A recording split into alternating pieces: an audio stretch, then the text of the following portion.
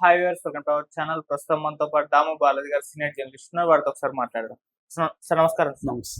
Sir, Allu Arjun గారి పైన గత కొన్ని రోజుల నుంచి కూడా సోషల్ మీడియాలో విపరీతంగా ట్రోలింగ్ జరిగింది. అంటే పవన్ కళ్యాణ్ గారు చిన్న కుమారుడు గాయాల పాలైనా కూడా ఈయన స్పందించలేదు, ట్వీట్ చేయలేదు, కనీసం పరామర్శించలేదు అని చెప్పేసి వాళ్ళు ఆగ్రహం వ్యక్తం చేశారు. అయితే ఇవాళ పవన్ కళ్యాణ్ గారి ఇంటికి అల్లు అర్జున్ గారు వెళ్లి పరామర్శించడం జరిగింది సార్. దీని పట్ల ఇప్పుడు రకరకాల అంటే ఇరువురు ఫ్రాన్స్ కూడా ట్వీట్లు పెట్టేస్తున్నారు. మెగా ఫ్యామిలీ, అల్లు ఫ్యామిలీ కలిసిపోయారని కూడా చెప్పేస్తున్నారు. మరి ఏం జరిగింది? వీళ్ళ ఫ్యామిలీల మధ్య గత కొంతకాలంగా వివాదాలు నడుస్తున్నాయి అన్నారు కదా, అవన్నీ కూడా అబద్ధాలేనా? మరి ఇప్పుడు కలిసిపోయారనుకోవచ్చా సార్? విభేదాలు అబద్ధాలు కాకపోవచ్చు. ఎందుకంటే వాళ్ళకి అబద్ధాలు క్రియేట్ చేసి ఈ రెండు ఫ్యామిలీల మధ్య గొడవలు ఉన్నాయని కొట్టుకుంటూ ఉన్నట్టుగా కనబడాల్సిన అవసరం వాళ్ళకి ఏం లేదు కదా. వాళ్ళకి ఏముంటది? సో దానివల్ల వాళ్ళకి ఒరిగేది ఏం లేదు. ఎందుకంటే వాళ్ళు వీళ్ళది కూడా ఏమన్నా అపోజిషన్లో ఉండే రాజకీయ పార్టీ అయితే అలాగా చేశారన్న ఆశ్చర్యపోవచ్చు, ఆశ్చర్యపోకుండా ఉండొచ్చు. కానీ అది కూడా ఏం లేదు కదా. వీళ్ళకి అల్లు ఫ్యామిలీకి ఏమి రాజకీయాలతో టచ్ లేదు, రాజకీయాలకు పోయే అవకాశం కూడా లేదు వాళ్ళకి. ఎందుకంటే అల్లు అర్జున్ తన లైఫ్లో పీక్లో ఉంది అతని కెరీరు. సో అతను ఆల్రెడీ పుష్ప 2తో నెంబర్ 1గా ఇండియాలోనే కలెక్షన్లలో నిలిచాడు. ఇప్పుడు అట్లీ సినిమా కూడా అది గ్లోబల్ లెవెల్లో వెళ్ళే అవకాశం ఉంది. సెకండ్ హైయెస్ట్ బడ్జెట్ సినిమా అది. రాజమౌళి, మన మహేష్ బాబు సినిమా తర్వాత 800 కోట్లతో అది ప్యాన్ గ్లోబల్ సినిమా. సో ఆ రేంజ్లో ఉన్నప్పుడు తనకి రాజకీయాలతో మిగతా దాంట్లో అసలు సంబంధం లేదు. రెండోది, మొన్న ఇక్కడ సంధ్య థియేటర్ గొడవతో అల్లు అర్జున్ అరెస్ట్ అవ్వడం, దాని తర్వాత అతను ఇంకా జాగ్రత్తగా ఉండే అవకాశాలు ఉంది. ఏ రాజకీయ నాయకుడితో కూడా ఎవరి జోలికి వెళ్లకుండా కెరీర్ మీద ఫోకస్ చేయాలి. అనవసరంగా మనం ఒక చిన్న రాజకీయ తప్పు చేయడం వల్లనే కదా లైఫ్ ఇట్లా అయింది అనేది అతనికి తెలిసి వచ్చుండే అవకాశం ఉంది. ఎందుకంటే అప్పుడు శిల్ప రవిచంద్ర కిషోర్ రెడ్డి అది కూడా తన మిత్రుడు కాదు, నిజానికి వీళ్ళ భార్య ఫ్రెండ్స్. ఆ రకంగా ఇతనికి ఫ్రెండ్ అయ్యాడు. అతనేమి ఆహ్వానించలేదు. ఇతను వెళ్ళకపోయినా అతనేం ఫీల్ అయి ఉండేవాడు కాదు. ఎందుకంటే అతనే చెప్పాడు కూడా, ఆల్రెడీ మీ బాబాయ్ అక్కడ దీంట్లో ఉన్నాడు కదా, ఎలక్షన్లో జనసేన పోటీ చేస్తుంది కదా, మళ్ళీ నా కోసం రావద్దని చెప్పినా కూడా ఇతను వెళ్ళాడు. సో ఈ అతిచేష్టల వల్లనే ఈ ప్రాబ్లమ్స్ వచ్చాయి అనేది అల్లు అరవింద్ కూడా చెప్పినట్టుగా ఉన్నాడు. అతను కూడా విశ్లేషించుకుంటాడు కదా. ఒకసారి ఒక సక్సెస్ఫుల్ కెరీర్ ఉన్న హీరో తను తప్పుల్ని విశ్లేషించుకోకుండా ఉండే ప్రసక్తి లేదు. లేకపోతే ఆ స్థాయికి ఎవరైనా వెళ్ళారంటేనే వాళ్ళు చేసిన తప్పులు ఏంటి అవి విశ్లేషించుకొని సమీక్షించుకొని అవి రిపీట్ కాకుండా చూసుకోవడం అనేది ఎవరికైనా కెరీర్లో ముందుకు పోవడానికి అవసరం. ఆల్రెడీ అతను కెరీర్లో ఈ స్థాయికి వెళ్ళాడంటే ఆ లక్షణాలు ఖచ్చితంగా ఉంటాయి. కాకపోతే ఒక్కోసారి ఏంటంటే మన సడన్గా ఒక పెద్ద సక్సెస్ ఇది వచ్చేసినప్పుడు కొన్నిసార్లు ఆ ఊపులో కొట్టుకుపోయి మనకు మించిన వాళ్ళు లేరు అనే స్థాయిలకి చాలామంది వ్యక్తులు వెళ్ళిపోతుంటారు. అది టెంపరీగా వెళ్ళినా వాళ్ళకి దెబ్బలు తగులుతాయి, మళ్ళీ సమీక్షించుకుంటారు. అలాగా అల్లు అర్జున్ కూడా కెరీర్ పట్ల ఇప్పుడు సీరియస్గా ఉన్నాడు తప్ప రాజకీయాల పట్ల లేదు. సో అతనికి ఇప్పుడు కెరీర్కి కూడా ఏది ఇబ్బంది అంటే మెగా ఫ్యామిలీతో గొడవ అనేది అతని కెరీర్కి కూడా ఇబ్బంది. ఎందుకంటే అతని సినిమాలు రిలీజ్ అయినప్పుడంతా నెగిటివ్ ప్రచారం కావచ్చు, అనవసరమైన ఒక నెగిటివిటీని అతను కొని తెచ్చుకున్నట్టు అవుతుంది. సరే, కారణాలు ఏవైనా అల్లు ఫ్యామిలీకి మెగా ఫ్యామిలీకి మధ్య గొడవలు అయితే వాస్తవము. మనకు సినిమా ఇండస్ట్రీలో ఉన్న వాళ్ళు చాలామంది కూడా వాళ్ళకి దగ్గరగా ఉన్న వాళ్ళు అనేక మంది కూడా చెప్పారు. దానికి రకరకాల రీజన్స్ చెప్తారు. కానీ ఏదేమైనా ప్రధానంగా ఈగో క్లాషెస్ అనేవి ఉన్నాయి. ఎందుకంటే ఫస్ట్లో చిరంజీవి ఒకడే ఉండేవాడు మెగా కాంపౌండ్ నుంచి. చిరంజీవికి అండగా అల్లు అరవింద్ ఉండేవాడు. చిరంజీవికి ఏ రకమైన క్రైసిస్ వచ్చినా ఇండస్ట్రీలో అల్లు అరవింద్ తీర్చగలిగేవాడు. ఎందుకంటే అల్లు అరవింద్ బ్రహ్మాండమైన క్రైసిస్ మేనేజర్. ఆయనకి ఒక క్రైసిస్ని ఎలా డీల్ చేయాలి, 10 మందితో కలిసి ఎలా మాట్లాడాలి, ఇవన్నీ చాలా బాగా తెలుసు. సో అవి చేసుకుంటూ వచ్చాడు. చిరంజీవితో సినిమాలు ప్రొడ్యూస్ చేశాడు. ఆయన మెజారిటీ సినిమాలన్నీ చిరంజీవితో ప్రొడ్యూస్ చేసినవే. సో ఆ రకంగా ఒకరికొకరు హెల్ప్ అయ్యారు.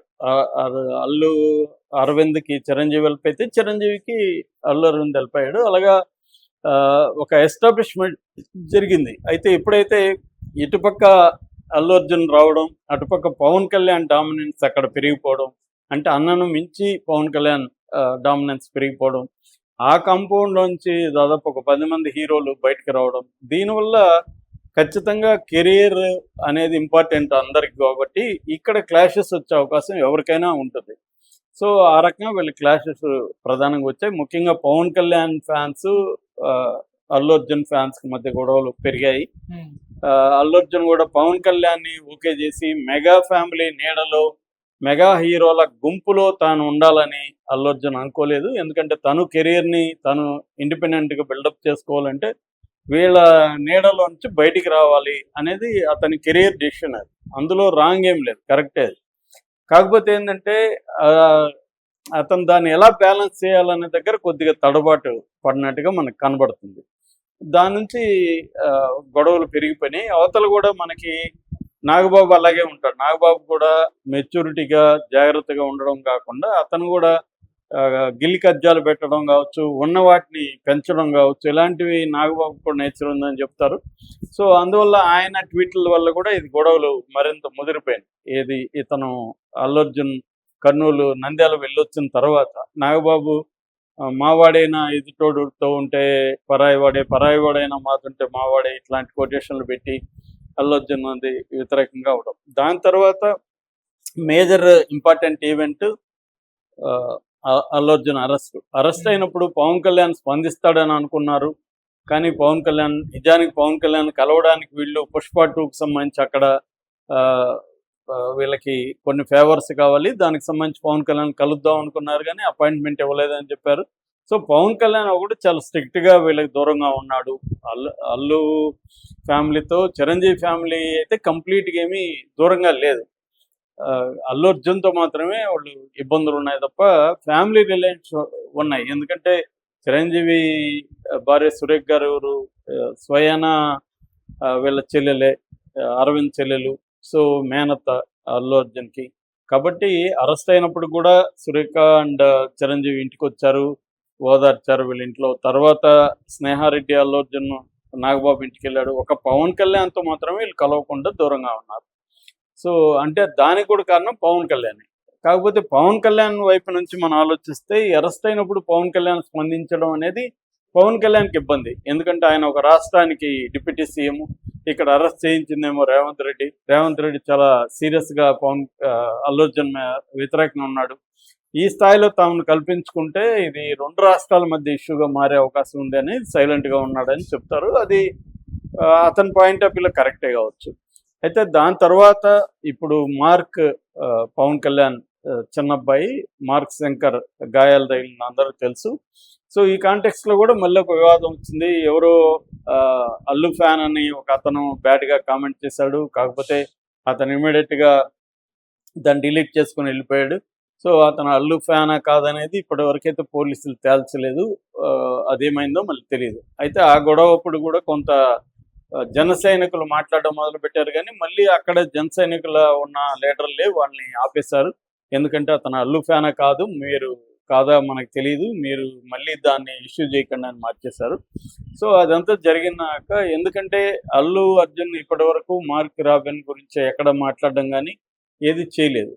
సో అట్లాగే బర్త్డేలప్పుడు కూడా వీళ్ళు విషెస్ చేయడం మానుకున్నారు. అట్లాగే రామ్ చరణ్, అతను తేజ, వీళ్ళిద్దరు కూడా బ్లాక్ చేశారని చెప్తారు అల్లు అర్జున్ అకౌంట్ని. సో ఈ ఒక గొడవలు అయితే వాస్తవమే, కానీ ఇప్పుడు అల్లు అర్జునే ఈ గొడవలకు ఫుల్ స్టాప్ పెట్టాలని డిసైడ్ అయినట్టు తెలుస్తుంది. అందుకని పవన్ కళ్యాణ్ ఇంటికి నిన్న వెళ్ళాడు, వాళ్ళిద్దరు కౌగిలించుకున్నారు.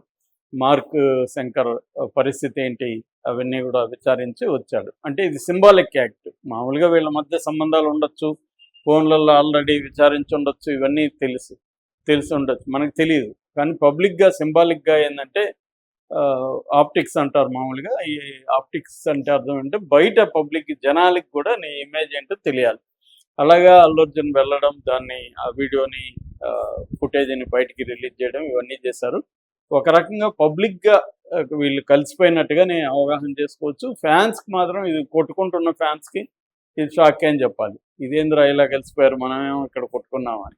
ఎందుకంటే చాలా చోట్ల భయంకరంగా కొట్టుకునే పరిస్థితి ఉంటుంది. జనరల్గానే ఫ్యాన్స్కి మన ఏపీలో ఈ లక్షణాలు ఎక్కువ ఉంటాయి. ఏపీ అండ్ తెలంగాణలో ఫ్యాన్స్కి. సౌత్ ఇండియాలో ముఖ్యంగా నార్త్ ఇండియాలో ఈ ఫ్యాన్ కల్చర్ ఇలాగా ఉండదు. సో సౌత్ ఇండియాలో ముఖ్యంగా తమిళనాడు, ఆంధ్రాలో చాలా ఎక్కువ ఉంటుంది అనమాట. సో వాళ్ళు షాక్కి గురైనారని చెప్తున్నారు. ఏదేమైనా మంచి పరిణామంగానే మనం అనుకోవచ్చు. Okay sir, thank you so much sir.